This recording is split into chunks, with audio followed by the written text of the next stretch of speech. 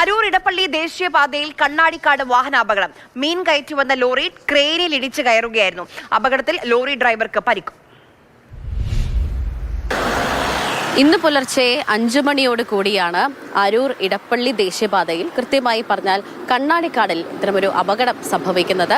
കന്യാകുമാരിയിൽ നിന്നും മംഗലാപുരത്തേക്ക് മീൻ കയറ്റി വന്ന ലോറിയാണ് ക്രെയിനിന്റെ പിൻഭാഗത്തിടിച്ച് അപകടത്തിൽപ്പെട്ടിരിക്കുന്നത്. ദൃശ്യങ്ങളിൽ കാണുന്നത് പോലെ തന്നെ ഈ ലോറിയുടെ മുൻവശം പൂർണ്ണമായും തകർന്ന നിലയിലാണ്. തമിഴ്നാട് രജിസ്ട്രേഷനിലുള്ള ലോറിയായിരുന്നു. ലോറിയിൽ ആകെ ഉണ്ടായിരുന്നത് ലോറി ഡ്രൈവർ മാത്രമായിരുന്നു.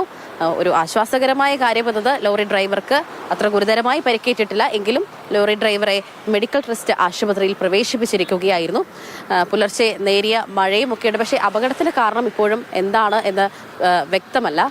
ചിലപ്പോൾ ഡ്രൈവർ ഉറങ്ങിപ്പോയതാകാം, അല്ലെങ്കിൽ ഈ പുലർച്ചെ ഉണ്ടായ മഴ ഒരു പ്രതികൂലമായി നിന്നതാകാമെന്നാണ് ഒരു നിഗമനത്തിൽ എത്താനായിട്ട് സാധിക്കുക. ദേശീയപാതയിൽ ആളിൽ അധികമില്ലാത്ത ഒരു സമയത്ത് ഈ ഡിവൈഡറിൽ മരട് നഗരസഭ സ്ഥാപിച്ച ഈ വഴിവിളക്കുകൾ മാറ്റി സ്ഥാപിക്കുമെന്നതിൻ്റെ അറ്റകുറ്റപ്പണികളൊക്കെ നടത്തുകയും ചെയ്യുന്ന ഒരു സമയമായിരുന്നു. ആ സമയത്തായിരുന്നു ഈ ദേശീയപാതയിൽ ഇവിടെ വന്ന ഈ ലോറി ക്രെയിനിന്റെ പിന്നിലിടിച്ച് അപകടം സംഭവിച്ചിരിക്കുന്നത്. ക്രെയിനിന്റെ പിൻഭാഗം തകർന്നിട്ടുണ്ട്. ഈ ചില്ലുകൾ ഒക്കെ പൂർണ്ണമായും തകർന്നിട്ടും ഉണ്ട്.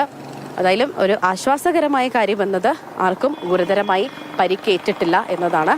ഈ അപകടമുണ്ടായ സമയത്ത് വലിയ രീതിയിൽ ലോറിയിൽ നിന്നും ഈ ഓയിലൊക്കെ റോഡിലൊക്കെ ഒഴുകിക്കിടക്കുന്ന ഒരു അവസ്ഥയുണ്ടായിരുന്നു.